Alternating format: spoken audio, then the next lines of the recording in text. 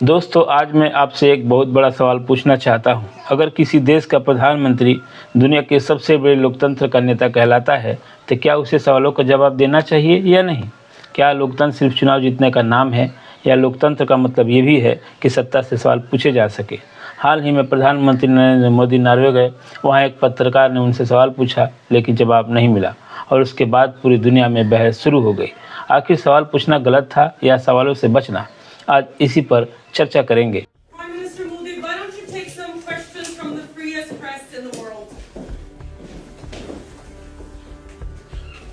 अब दोस्तों, यहाँ मुद्दा सिर्फ एक सवाल का नहीं है। मुद्दा ये है कि लोकतंत्र में सवालों की जगह कितनी बची है।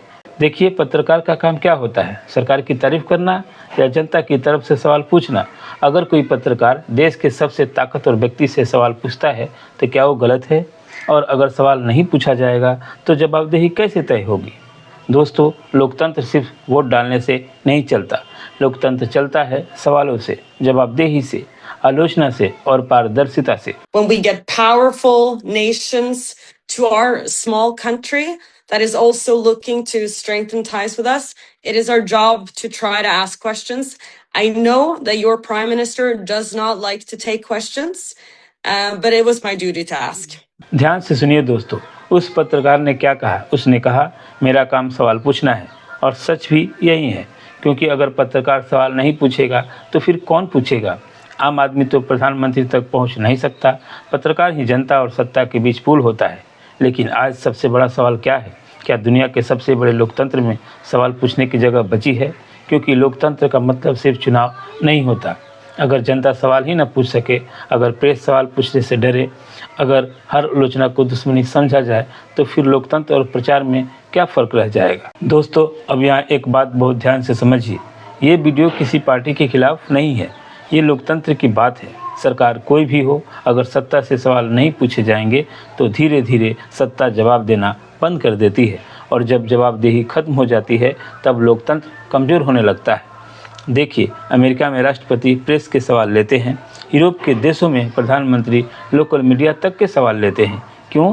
क्योंकि लोकतंत्र में सवाल दुश्मनी नहीं होती।